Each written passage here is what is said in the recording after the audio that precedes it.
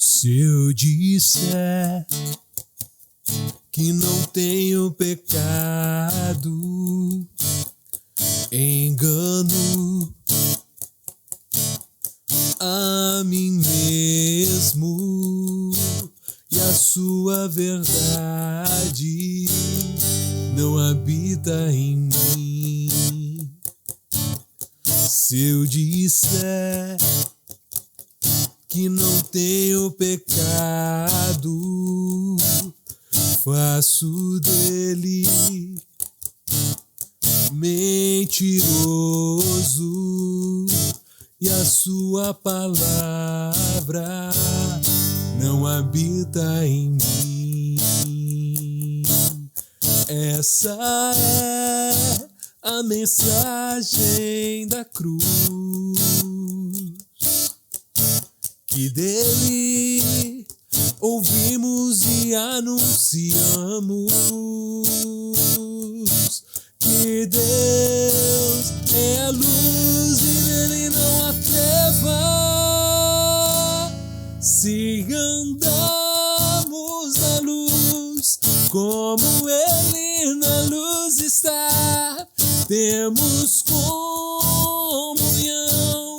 com seu corpo. Se andamos na luz, como ele na luz está, o seu sangue nos purifica de todo pecado. Se eu disser que não tenho pecado, engano a mim mesmo, e a sua verdade não habita em mim. Se eu disser que não tenho pecado, faço dele mentiroso, e a sua palavra não habita em mim. Essa é a mensagem da cruz, que dele ouvimos e anunciamos, que Deus é a luz e nele não há treva. Se andamos na luz, como ele na luz está, temos comunhão com seu corpo.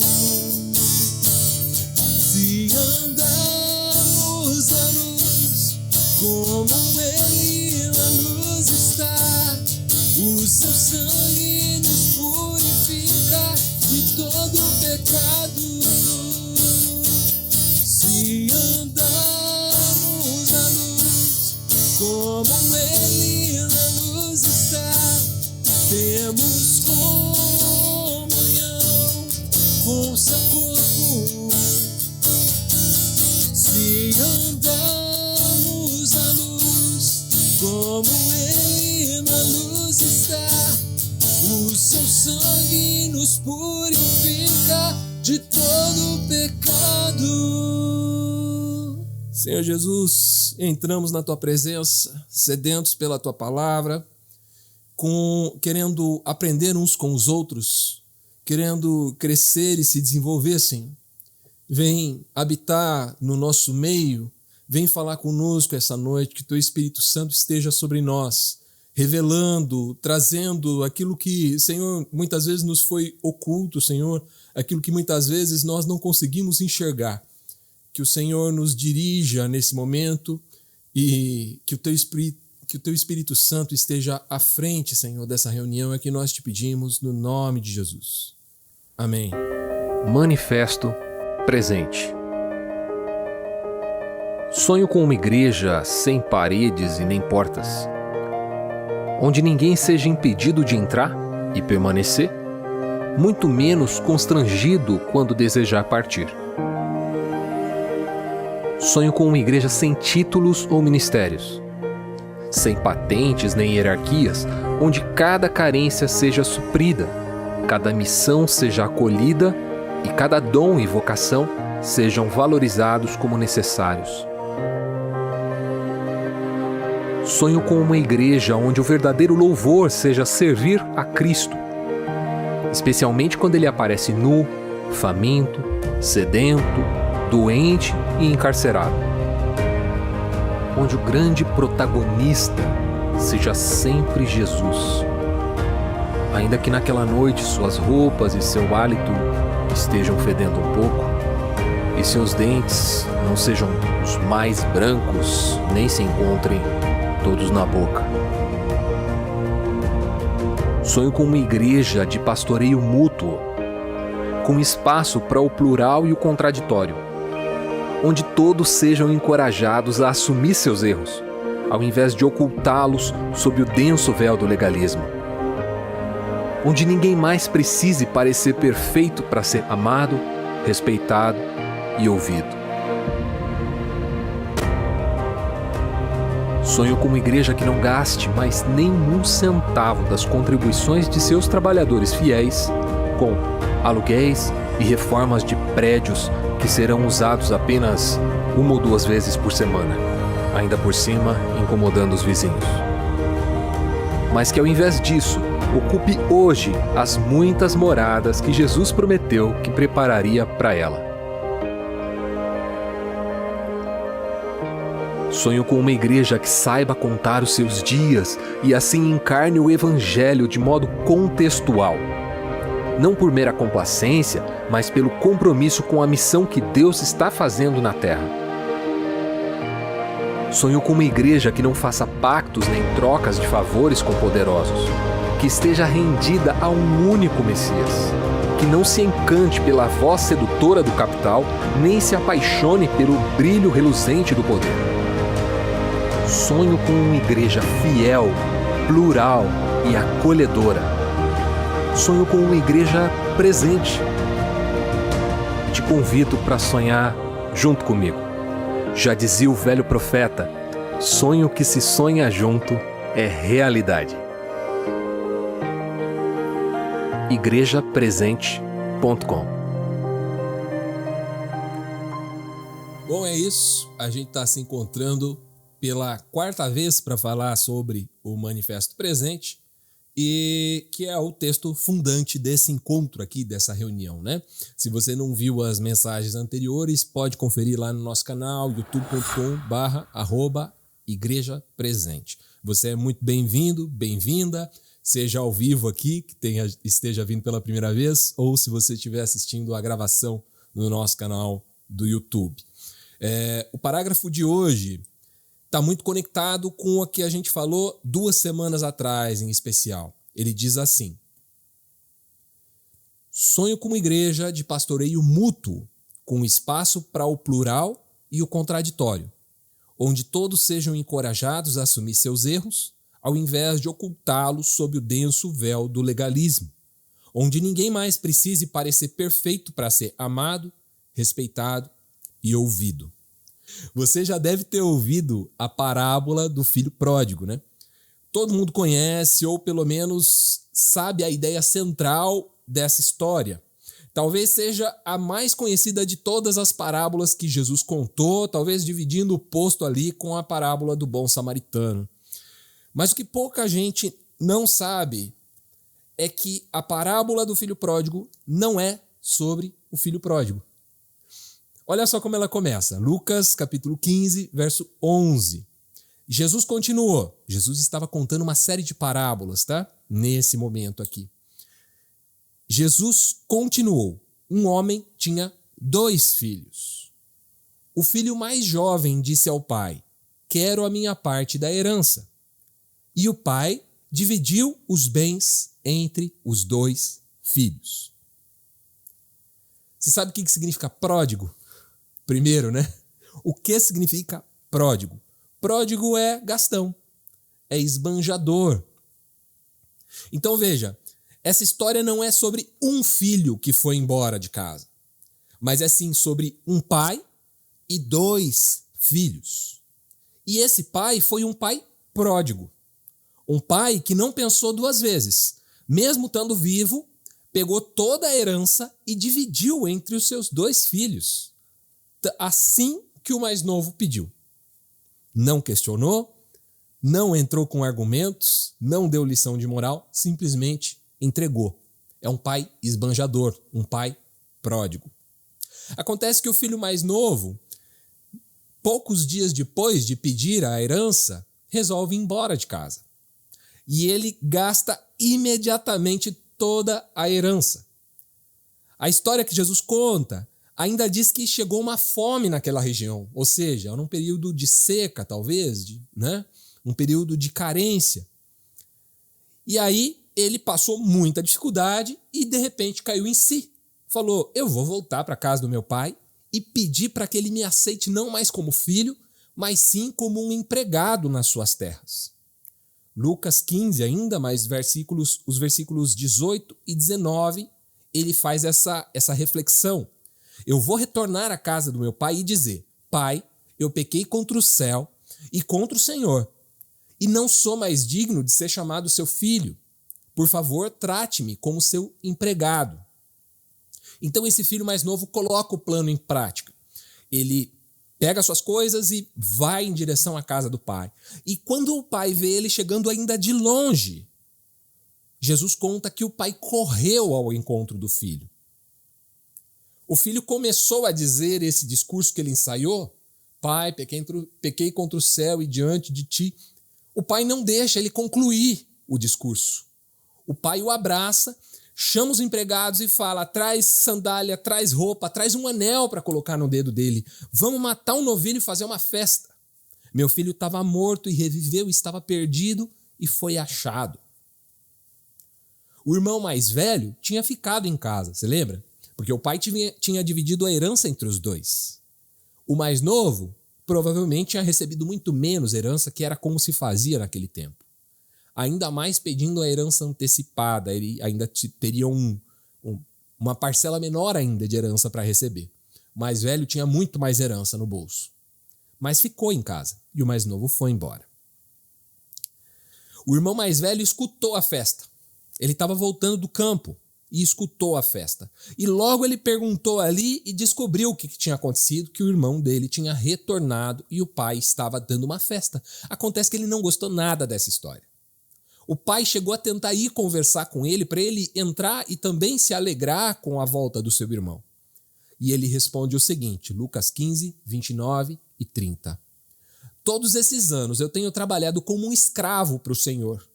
Nunca me recusei a obedecer às suas ordens.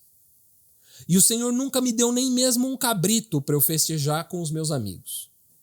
Mas quando esse seu filho voltou, depois de desperdiçar o seu dinheiro com prostitutas, o Senhor comemora matando um novilho. Os 2 filhos, o mais novo e o mais velho, fazem um paralelo perfeito com uma realidade presente nos tempos de Jesus e ainda hoje, nos nossos dias. Naquele tempo, os fariseus eram os superiores morais. Eram os observadores da lei e dos costumes judeus. Eram aqueles que seguiam à risca tudo aquilo que as escrituras ensinavam. Mas ao contrário deles, Jesus não andava com os fariseus, ou não andava preferencialmente com os fariseus. Ele andava com publicanos e prostitutas. Não sei se você sabe, publicanos eram judeus que cobravam impostos dos seus irmãos para pagar para Roma. Imagina se um outro país invade o Brasil. E a gente tem um grupo de brasileiros que recolhe imposto dos seus compatriotas para pagar para o estrangeiro. Eram esses os publicanos. É por isso que eles eram tão odiados. Porque eles eram lesa pátria, né? A expressão que a gente usa aqui no Brasil é lesa pátria. Eles não eram patriotas. Eles estavam agindo contra a sua própria nação, contra o seu próprio povo, em favor de um povo estrangeiro que estava dominando e oprimindo eles. Mas Jesus andava com esses homens. E Jesus andava com prostitutas, e é verdade, ele chega a ser acusado disso. E ele não nega, porque era verdade, Jesus andava de fato com prostitutas. O problema não era nem que ele não aceitasse andar com fariseus. ele aceitava. O problema é que ele não dava vantagem para os fariseus. Ele não levava em conta que o fariseu era superior ao publicano e à prostituta. Ele tratava todos eles da mesma forma. E isso incomodava muito os fariseus. Muito mesmo. Por isso que os samaritanos e os doutores da lei se consideravam superiores ao resto do povo. Eles eram observadores, eles eram os seus pastores, os seus guias espirituais. Se eles não levassem uma vida reta diante de Deus, como é que Deus iria abençoar Israel? Era essa a mentalidade deles. Esses aí que estão recolhendo imposto para Roma estão prejudicando a nossa relação como nação com Deus. Essas mulheres que se prostituem estão prejudicando a nossa relação como nação com Deus. As pessoas que não seguem a lei, não guardam o sábado, elas estão prejudicando a relação da nação com Deus. Era assim que os fariseus pensavam. E eles achavam que eles eram os salvadores, os redentores de Israel, uma vez que eles eram muito observadores da lei e até criavam leis onde não existia. Por exemplo, a lei de Moisés diz para guardar o sábado. Eles colocavam regras de como isso poderia ou não poderia acontecer. Uma das regras engraçadas é que eles acreditavam que não podia cuspir no sábado. Porque quando você cuspia no chão, você fazia barro. Então isso era serviço, era trabalho, e não podia trabalhar no sábado. É engraçado que Jesus vai e faz barro e passa nos olhos de um cego e cura, né? E então Jesus meio que desprezava esse apego que eles tinham ao rigor da lei. Por outro lado, Jesus abraçava aquelas pessoas que eram desprezadas, que eram diminuídas por aquela sociedade. O mito dos superiores morais, religiosos, persiste nos nossos dias. Na figura de pastores, bispos, apóstolos e por aí vai. Ele produz relações e comunidades doentes. Afinal, os pastores não podem jamais admitir as suas falhas. Caso contrário, eles vão perder sua credibilidade. Então, para sustentar uma hierarquia religiosa, como eu sou o seu guia espiritual, você vai me seguir, eles ficam reféns da hipocrisia. Eles não podem admitir que pecam. Eles precisam sustentar a ideia de que não pecam. Essa música que eu cantei no início, da Heloísa Rosa, ela é inspirada num texto de 1 João, capítulo 1, versos de 5 a 10, que diz assim: essa é a mensagem que ouvimos dele e agora lhes transmitimos. Deus é luz, e nele não há escuridão alguma. Portanto, se afirmamos que temos comunhão com ele, mas vivemos na escuridão, mentimos e não praticamos a verdade. Mas se vivemos na luz, como Deus está na luz, temos comunhão uns com os outros, e o sangue de Jesus, o seu Filho, nos purifica de todo pecado. Se afirmamos que não pecamos, enganamos a nós mesmos e não vivemos na verdade. Mas se confessamos os nossos pecados, ele é fiel e ele é justo para nos perdoar os pecados e nos purificar de toda injustiça. Se afirmamos que não pecamos, chamamos Deus de mentiroso e mostramos que não há em nós lugar para a sua palavra. Para sermos perdoados, nós precisamos andar na luz. Nós precisamos deixar que as nossas imperfeições sejam manifestas, sejam percebidas. Confessar os nossos pecados, ser transparentes com as nossas limitações. Como seria possível pastorear um rebanho de Deus sem ter comunhão com Deus? João está dizendo aqui que aquele que mente acerca do próprio pecado não tem comunhão com Deus. Como é que alguém pode afirmar ser pastor de uma igreja e não ter comunhão com Deus? Para onde ele está guiando essas pessoas? 1 Pedro 2,9, Pedro vai dar a seguinte instrução. A carta de Pedro é uma carta universal, ou seja, ela não é uma carta com um destinatário específico, não foi uma carta escrita para uma cidade, para a igreja de uma cidade, mas uma carta aberta a todo o povo de Deus, né? 1 Pedro 2,9. Vocês, porém, são povo escolhido, reino de sacerdotes, nação santa, propriedade exclusiva de Deus. Assim vocês podem mostrar às pessoas como é admirável aquele que os chamou das trevas para a sua maravilhosa luz. Povo escolhido, reino de sacerdotes, nação santa. A igreja de Jesus Cristo, do mais novo ao mais velho, cada crente é um sacerdote. Ah, mas eu só me entreguei a Jesus ontem. Glória a Deus. Desde ontem você é um sacerdote. Você está aqui para ser um porta-voz. Você está aqui para ser boca de Deus para aquelas pessoas que te cercam. Mas eu sei tão pouco, sim. E tem gente que sabe menos que você. Tem gente que ainda não se entregou a Cristo ou que se entregou hoje. Se você se entregou ontem, você já tem pelo menos 24 horas de vantagem aí. Tem muita coisa que você viveu nessas 24 horas que você está apto para abençoar essa outra pessoa.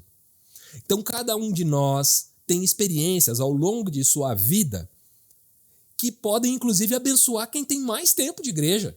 E frequentemente isso acontece. Dentro de uma estrutura de hierarquia, de que existe um pastor, existe o clero e existe o leigo, né? Existe o pastor e existe o membro da igreja. Dentro dessa estrutura, a impressão que a gente tem é que a bênção só vem de cima para baixo.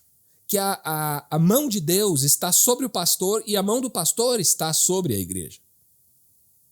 Mas não é isso que a gente está lendo aqui. A gente está lendo que Deus fez o seu povo, a sua igreja, uma nação de sacerdotes. Todos nós nos abençoamos mutuamente. Todos nós nos cuidamos mutuamente. Todos nós somos responsáveis uns pelos outros. Ao mesmo tempo que isso tira um peso enorme de um indivíduo, o pastor no caso, que tinha que cuidar, visitar, se preocupar com todo mundo, isso também coloca uma carga distribuída, claro, sobre todos os demais irmãos. Porque todos nós carregamos essa responsabilidade juntos. Sabe aquele texto? Vai ter com a formiga, ó preguiçoso, considere os seus caminhos e seja sábio. A formiga trabalha dessa forma, né? Como é que uma formiga consegue carregar uma folha que é muito maior que ela? Ela se junta em um monte de formigas e sai arrastando aquela folha, né?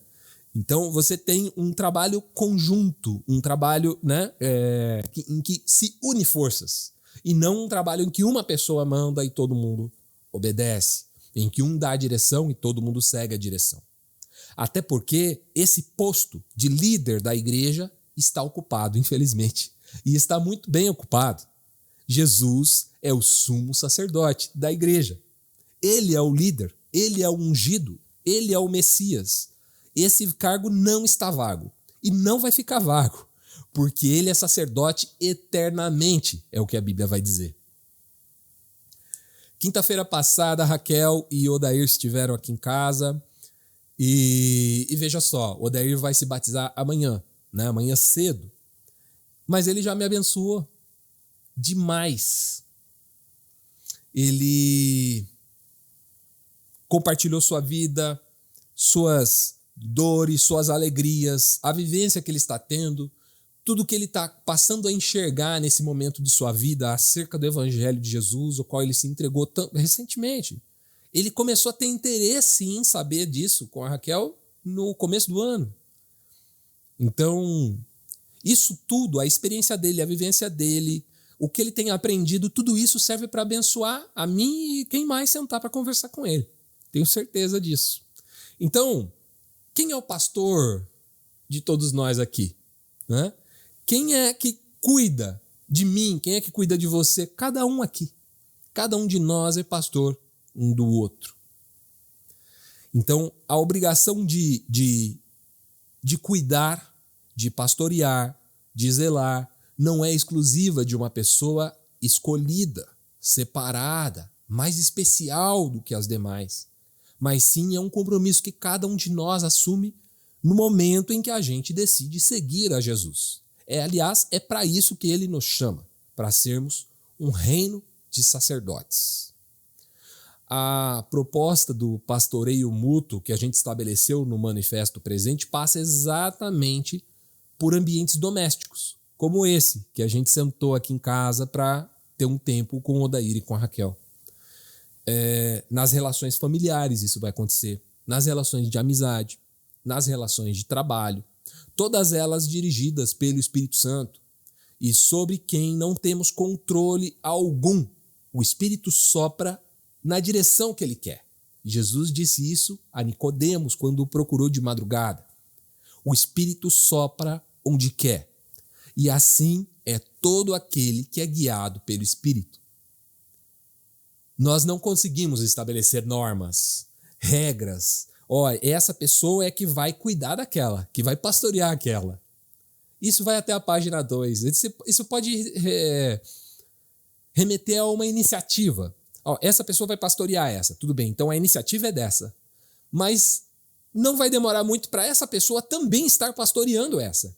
E cuidando dela, e ouvindo as suas aflições, e orando por ela, fazendo tudo que um pastor deve fazer. Então é nisso que nós cremos e é dessa forma que nós caminhamos. Concluindo, ao nos libertar dos títulos, da ideia de ministério como título e como hierarquia, a gente se livra também do mito da superioridade moral. Ninguém aqui é superior moralmente, eticamente, espiritualmente. Somos todos aprendizes. Estamos todos aos pés de Jesus, esperando que Ele nos guie, que Ele nos oriente, que Ele lance luz sobre nós, para que a gente consiga também transmitir isso uns aos outros. Se nós somos todos iguais, a gente pode se pastorear mutuamente.